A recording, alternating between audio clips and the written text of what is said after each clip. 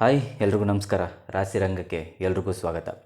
ಕರ್ನೂಲ್ನಲ್ಲಿ ನಡೆದಂಥ ಬಸ್ ದುರಂತ ಅದೊಂದು ಸಣ್ಣ ಪುಟ್ಟ ದುರಂತ ಅಲ್ವೇ ಅಲ್ಲ, ಇದೊಂದು ಘನಘೋರ ದುರಂತ ಅಂತಲೇ ಹೇಳ್ಬೋದು. ನೆಲದ ಮೇಲೆ ಓಡಾಡಿದ್ರೂ ಸೇಫ್ಟಿ ಇಲ್ಲ, ಆಕಾಶದಲ್ಲಿ ಓಡಾಡಿದ್ರೂ ಸೇಫ್ಟಿ ಇಲ್ಲ, ಬಸ್ಸಲ್ಲಿ ಹೋದ್ರೂ ಸೇಫ್ಟಿ ಇಲ್ಲ, ಬೈಕಲ್ಲಿ ಹೋದ್ರೂ ಸೇಫ್ಟಿ ಇಲ್ಲ.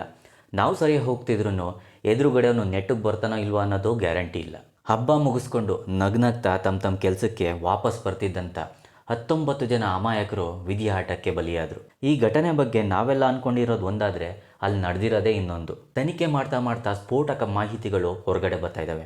ಅಷ್ಟಕ್ಕೂ ಈ ದುರಂತಕ್ಕೆ ಕಾರಣ ಆದರೂ ಏನು, ಅದು ಹೇಗೆ ಸಂಭವಿಸಿತು ಮತ್ತು ನಿಜವಾಗ್ಲೂ ಆ ರಾತ್ರಿ ನಡೆದದ್ದೇನು ಅಂತ ಡೀಟೇಲಾಗಿ ಎಕ್ಸ್ಪ್ಲೇನ್ ಮಾಡ್ತೀನಿ. ವಿಡಿಯೋನ ಕೊನೆ ತನಕ ನೋಡ್ತಾ ಹೋಗಿ. ಈ ಘಟನೆ ನಡೆದಿದ್ದು ಆಂಧ್ರ ಪ್ರದೇಶದ ಕರ್ನೂಲು ಜಿಲ್ಲೆಯ ಚಿನ್ನಕೇಟೂರು ಗ್ರಾಮದ ಬಳಿ ಇರುವಂಥ ನ್ಯಾಷನಲ್ ಹೈವೇ 44ನಲ್ಲಿ. ಇದು ಹೈದರಾಬಾದ್ನಿಂದ ಬೆಂಗಳೂರನ್ನ ಸಂಪರ್ಕ ಮಾಡುವಂಥ ಪ್ರಮುಖ ಹೆದ್ದಾರಿ.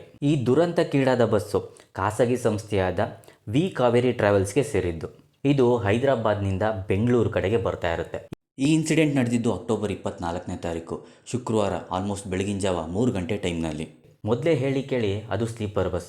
ಆಲ್ಮೋಸ್ಟ್ ಬೆಳಗಿನ ಜಾವ 3 ಗಂಟೆ ಅಂದರೆ ಎಲ್ಲರೂ ಗಾಢ ನಿದ್ರೆಯಲ್ಲಿ ಇರ್ತಾರೆ. ಪ್ರೈಮರಿ ಇನ್ವೆಸ್ಟಿಗೇಷನ್ನಲ್ಲಿ ನಾವೆಲ್ಲ ತಿಳ್ಕೊಂಡಂಥ ಮಾಹಿತಿ ಏನಪ್ಪ ಅಂತಂದರೆ, ಬೈಕ್ ಸವಾರ ಬೈಕ್ ಓಡಿಸ್ತಾ ಇರ್ತಾನೆ, ಹಿಂದೆಯಿಂದ ಬಂದಂಥ ಈ ಕಾವೇರಿ ಟ್ರಾವೆಲ್ಸ್ ಏನಿರುತ್ತೆ ಅದು ಬೈಕ್ ಸವಾರನಿಗೆ ಗುದ್ದುತ್ತೆ.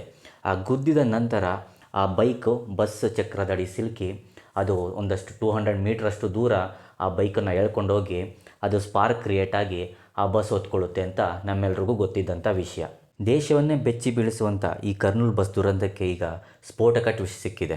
ಪೊಲೀಸ್ ತನಿಖೆ ನಡೀತಾ ಇವಾಗ ತುಂಬ ಇಂಪಾರ್ಟೆಂಟ್ ವಿಷಯಗಳು ಲಭ್ಯ ಆಗ್ತಾ ಇದೆ. ಈ ದುರಂತಕ್ಕೆ ನಿಜವಾಗ್ಲೂ ನಾಂದಿ ಹಾಡಿದ್ದು ಒಬ್ಬ ಬೈಕ್ ಸವಾರ 21 ವರ್ಷದ ಶಿವಶಂಕರ್ ಅನ್ನೋ ವ್ಯಕ್ತಿ. ಈ ಶಿವಶಂಕರ್ ಅನ್ನೋ ವ್ಯಕ್ತಿ ಕಂಠಪೂರ್ತಿ ಕುಡಿದಿರ್ತಾನೆ. ಆ ಕುಡಿದ ಮತ್ತಿನಲ್ಲೇ ಬೈಕನ್ನು ಡ್ರೈವ್ ಮಾಡ್ಕೊಂಡು ಹೋಗ್ಬೇಕಾದ್ರೆ ಅದು ಸ್ಕಿಡ್ ಆಗಿ ಡಿವೈಡರ್ಗೆ ಗುದ್ದಿ ಅವನು ಸ್ಥಳದಲ್ಲೇ ಸಾವನ್ನಪ್ತಾನೆ. ಇಲ್ಲಿ ಶಿವಶಂಕರ್ ಒಬ್ಬನೇ ಇರಲ್ಲ, ಅವನ ಜೊತೆ ಅವನ ಸ್ನೇಹಿತ ಕೂಡ ಇರ್ತಾನೆ. ಗಾಡಿ ಬಿದ್ದ ರಭಸಕ್ಕೆ ಶಿವಶಂಕರ್ ಅಲ್ಲೇ ಸ್ಪಾಟ್ ಔಟ್ ಆದರೆ ಅವನ ಸ್ನೇಹಿತನಿಗೆ ಸಣ್ಣ ಪುಟ್ಟ ಗಾಯಗಳಾಗಿರ್ತವೆ. ಶಿವಶಂಕರ್ ಬಾಡಿ ಮತ್ತು ಅವನ ಬೈಕು ಎರಡೂ ಕೂಡ ರಸ್ತೆ ಮಧ್ಯನೇ ಬಿದ್ದಿರುತ್ತೆ. ಶಿವಶಂಕರ್ನ ಸ್ನೇಹಿತ ಇನ್ನೇನು ಅವನ್ನ ರಸ್ತೆ ಮಧ್ಯದಿಂದ ಸೈಡಿಗೆ ಎಳ್ಕೊಂಡು ಬರಬೇಕು. ಅಷ್ಟರಲ್ಲಿ ಹೈದರಾಬಾದ್ನಿಂದ ವೇಗವಾಗಿ ಬಂದಂಥ ಕಾವೇರಿ ಟ್ರಾವೆಲ್ಸ್ನ ಬಸ್ಸು ರಸ್ತೆ ಮಧ್ಯದಲ್ಲಿದ್ದಂಥ ಬೈಕ್ ಮೇಲೆ ಹರಿಯುತ್ತೆ. ಆದರೆ ಬಸ್ ಡ್ರೈವರು ಬಸ್ಸನ್ನು ನಿಲ್ಲಿಸ್ದೇ ಸುಮಾರು 200 ಮೀಟರ್ಗಳಷ್ಟು ದೂರಕ್ಕೆ ಎಳ್ಕೊಂಡು ಹೋಗಿದ್ದಾನೆ. ಇದರಿಂದ ಬೈಕ್ನ ಫ್ಯೂಯಲ್ ಟ್ಯಾಂಕ್ ಒಡೆದೋಗಿದೆ. ಹಾಗೆ ಸುಮಾರು ದೂರ ಎಳ್ಕೊಂಡು ಹೋಗಿದ್ದರಿಂದ ಅಲ್ಲಿ ಫ್ರಿಕ್ಷನ್ ಕ್ರಿಯೇಟ್ ಆಗಿ ಪೆಟ್ರೋಲ್ ಟ್ಯಾಂಕು ಹತ್ಕೊಂಡಿದೆ. ಯಾವಾಗ ಬೈಕ್ನ ಪೆಟ್ರೋಲ್ ಟ್ಯಾಂಕಿಗೆ ಬೆಂಕಿ ಹತ್ಕೊಳ್ಳುತ್ತೋ ಅದು ಇಮ್ಮಿಡಿಯೇಟಾಗಿ ಬಸ್ನಲ್ಲಿದ್ದಂಥ ಡೀಸೆಲ್ ಟ್ಯಾಂಕಿಗೂ ಆವರಿಸ್ಕೊಂಡು ಇಡೀ ಬಸ್ಸೇ ಹೊತ್ತಿ ಉರಿದೋಗುತ್ತೆ. ಇದು ಹೇಳಿ ಕೇಳಿ ಸ್ಲೀಪರ್ ಬಸ್ ಬೇರೆ.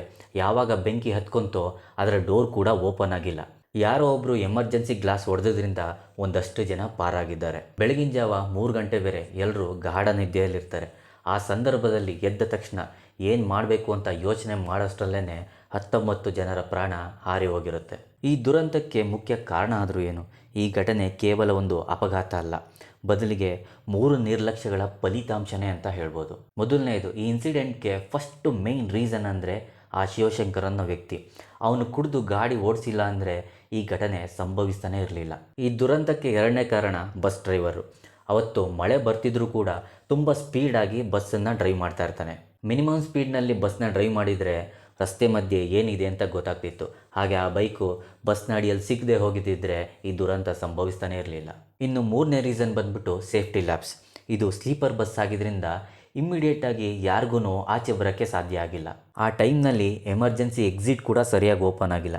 ಹಾಗೆ ಇಂಥ ತುರ್ತು ಸಂದರ್ಭದಲ್ಲಿ ಗಾಜುಗಳನ್ನು ಒಡೆಯೋದಕ್ಕೆ ಸೇಫ್ಟಿ ಹ್ಯಾಮರ್ ಕೂಡ ಸರಿಯಾಗಿ ಇಟ್ಟಿರಲಿಲ್ಲ ಅನ್ನೋದು ತನಿಖೆಯಿಂದ ಹೊರಬಂದಿದೆ. ಇನ್ನೊಂದು ಇಂಪಾರ್ಟೆಂಟ್ ವಿಚಾರ ಏನಪ್ಪ ಅಂತಂದರೆ, ಬಸ್ನ ಲಗೇಜ್ ಕಂಪಾರ್ಟ್ಮೆಂಟ್ನಲ್ಲಿ ತುಂಬಾ ಸ್ಮಾರ್ಟ್ಫೋನ್ಗಳಿದ್ವು. ಅವುಗಳ ಲೀಥಿಯಂ ಅಯಾನ್ ಬ್ಯಾಟ್ರಿಗಳು ಬಸ್ಟ್ ಆಗಿದ್ದರಿಂದ ದುರಂತದ ತೀವ್ರತೆ ಇನ್ನೂ ಜಾಸ್ತಿ ಆಯಿತು ಅಂತ ಇನ್ವೆಸ್ಟಿಗೇಷನ್ ಆಫೀಸರ್ಸ್ ಹೇಳ್ತಾ ಇದ್ದಾರೆ. ಕರ್ನೂಲ್ ಬಸ್ ದುರಂತ ರೋಡ್ ಸೇಫ್ಟಿ ಮತ್ತು ಈ ಪ್ರೈವೇಟ್ ಬಸ್ಗಳ ಸೇಫ್ಟಿ ಬಗ್ಗೆ ಹಲವು ಗಂಭೀರ ಪ್ರಶ್ನೆಗಳನ್ನ ಹುಟ್ಟುಹಾಕಿದೆ. ಬಸ್ ಮಾಲೀಕರು ಅಷ್ಟೇ ತಮ್ಮ ಲಾಭಕ್ಕೋಸ್ಕರ ಲಗೇಜ್ ಕಂಪಾರ್ಟ್ಮೆಂಟ್ನಲ್ಲಿ ಬೇಡವಾದ ವಸ್ತುಗಳನ್ನೆಲ್ಲ ಸಾಗಿಸ್ತಾರೆ. ಯಾವಾಗ ಈ ಇನ್ಸಿಡೆಂಟ್ ಆಯಿತೋ ಸಾರಿಗೆ ಸಚಿವ ರಾಮಲಿಂಗಾರೆಡ್ಡಿ ಅವರು ಸಾರಿಗೆ ಇಲಾಖೆಗೆ ಖಡಕ್ ಸೂಚನೆಯನ್ನು ಕೊಟ್ಟಿದ್ದಾರೆ. ಏನಪ್ಪ ಖಡಕ್ ಸೂಚನೆ ಅಂತಂದರೆ, ಬಸ್ಗಳಲ್ಲಿ ಸುರಕ್ಷತಾ ಕ್ರಮವನ್ನು ಕುರಿತು ಪರಿಶೀಲನೆ ಮಾಡಬೇಕು. ಬಸ್ಗಳಲ್ಲಿ ಬೇಗನೆ ಉರಿಯುವ ಸಾಧ್ಯತೆ ಇರುವಂಥ ಅಥವಾ ಬೇರೆ ಸ್ಫೋಟಕ ವಸ್ತುಗಳನ್ನ ಸಾಗಿಸಬಾರ್ದು. AC ಬಸ್ಗಳಲ್ಲಿ ತುರ್ತು ಸಂದರ್ಭದಲ್ಲಿ ಕಿಟಕಿ ಹೊಡೆಯುವಂಥ ಸುತ್ತಿಗೆಗಳನ್ನ ಕಡ್ಡಾಯವಾಗಿ ಇಡಬೇಕು. ಲಗೇಜ್ ಸಾಗಿಸುವ ಜಾಗದಲ್ಲಿ ಯಾರೇ ಆಗಲಿ ಮಲಗುವ ಅವಕಾಶ ನೀಡಬಾರ್ದು. ಬಸ್ಗಳ ನವೀಕರಣದ ಬಗ್ಗೆ ಪರಿಶೀಲನೆಯನ್ನು ಮಾಡಬೇಕು. KSRTC, BMTC, ವಾಯುವ್ಯ ಕರ್ನಾಟಕ ಸಾರಿಗೆ, ಕಲ್ಯಾಣ ಕರ್ನಾಟಕ ಸಾರಿಗೆ MDಗಳಿಗೆ ಸಚಿವ ರಾಮಲಿಂಗಾರೆಡ್ಡಿಯವರು ಪತ್ರವನ್ನು ಬರೆದು ಸೂಚನೆಯನ್ನು ಕಟ್ಟುನಿಟ್ಟಾಗಿ ಪಾಲಿಸಬೇಕು ಅಂತ ಹೇಳಿದಾರಂತೆ, ರೈಲು ಹೋದ್ಮೇಲೆ ಟಿಕೆಟ್ ತಗೊಂಡಂಗೆ. ಒಟ್ಟಿನಲ್ಲಿ ಯಾರೋ ಮಾಡಿದ ತಪ್ಪಿಗೆ 19 ಜನ ಅಮಾಯಕರು ಜೀವನ ಕಳ್ಕೊಂಡ್ರು.